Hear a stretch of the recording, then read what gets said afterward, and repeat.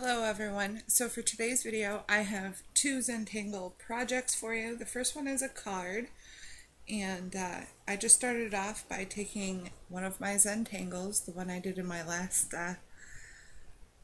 video actually, and I just cut it into 4 different pieces using my wonderful paper cutter there. And then I took some colored cardstock and cut it down to the size I needed it and folded it in half. And I'm just using my ruler here to get a nice crease. And then I'm taking back that Zentangle that I cut apart and just placing it, trying to eyeball where I want things. And then I adhered that top piece down with just double-sided tape, and I'm using a rubber stamp that just says thinking of you, and placing it where I want in the middle there. And I used purple ink for that, and you can see me adhering down the bottom piece of the Zentangle, and I just used the Elmer's double-sided glue. You can use what you like to use for your card making, but I'm just positioning it, making sure everything's even. There we go. And then I just trimmed off the bottom a little bit, and then now I'm using just a very teeny tiny bit of E6000 glue and applying that with a toothpick and adhering some rhinestones for you. And here's a photo of the finished product. Next is a Zentangle tile puzzle.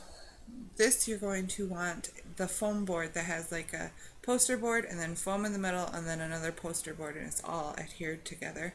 I got mine at Michael's. You can get yours, you can find them at the dollar store even, which I didn't realize until afterwards. And I'm just applying Mod Podge onto it. I'm getting a nice thick layer of it. Now my Zentangle are always made on cardstock, so I don't know how this will work with regular paper, but I definitely recommend cardstock for this because it won't ripple as much when it gets wet from the Mod Podge. Now I'm just taking my Zentangle and I am placing it over the Mod Podge, and then I'm taking some more of that Mod Podge, or actually no, first I trimmed down the poster board so that it matches the size of the Zentangle. And you can see I didn't have the sharpest of X-Acto knives, so you're going to want a pretty sharp blade for this, but yeah. So, and then you just go back and put more Mod Podge on top of everything. And to draw this Zentangle, I used Pigma Micron pens and Sharpies, so I don't know how it would work on less permanent inks, but it worked fine for the Sharpies and the Pigma Microns. And I'm just getting the edges with the Mod Podge there. You're going to then take some iridescent, very fine iridescent glitter. I got this at Michael's. I believe this one was a Martha Stewart brand. If not, it was just the Artist Collection. And I'm just shaking off the excess here and let that completely dry, and then take some more Mod Podge and go over the glitter again.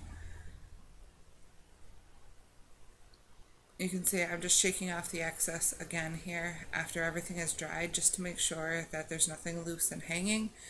And then I am applying that next layer of Mod Podge just to make sure all the glitter and everything is sealed right in.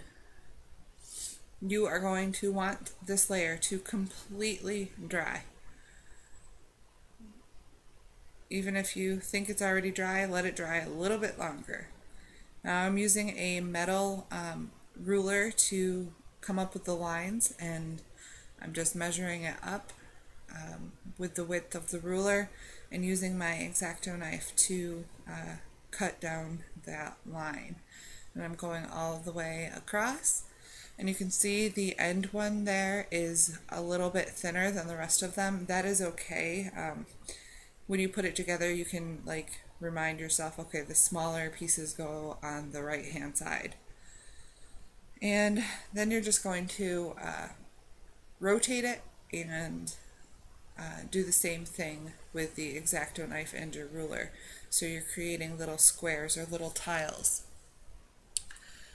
And you can see there what that iridescent glitter did. It kind of turned all that black Pigmamicron and Sharpie markers into a really pretty blue iridescent color.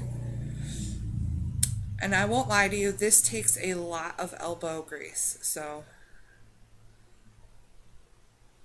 keep that in mind. It's a good way to get yourself cut, so make sure you have a good blade. Now this piece, edge piece, was a little too thin to keep as actual puzzle pieces, so I just trimmed it off and tossed it to the side. I won't use that in the puzzle.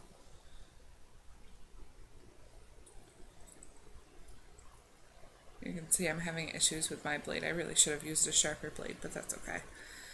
And you can see that it kind of snaps through the rest of the poster board if your blade doesn't go all the way through, and then you can use your X-Acto knife just to cut on the back, on the crease, to get the rest of it off there. And don't worry if your edges are a little frayed like mine are right there. You can kind of see the poster board sticking out in pieces. You're going to trim that off in the next step. So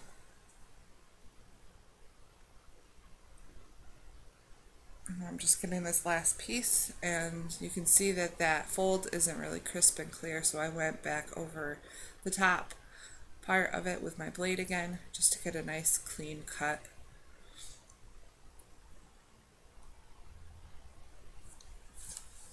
And I folded it over again. There's my nice crease, and cut it with my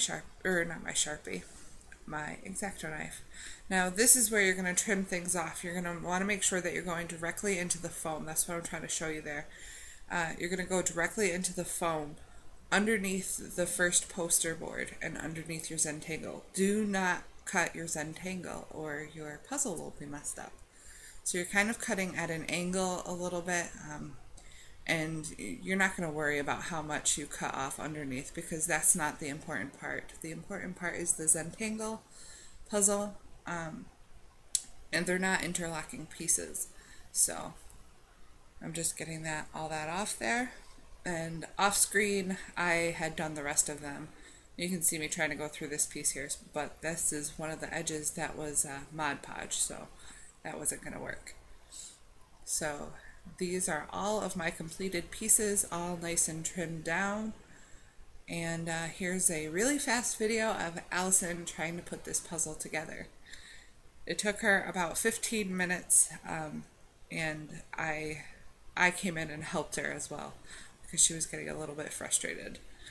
But this was a lot of fun, and I just put it in a Ziploc baggie. You can use a little ornamental gift box if you wanted to, and give it away to somebody, and there you go. I hope you enjoyed today's video. If you did, give it a thumbs up, and I'll see you again soon.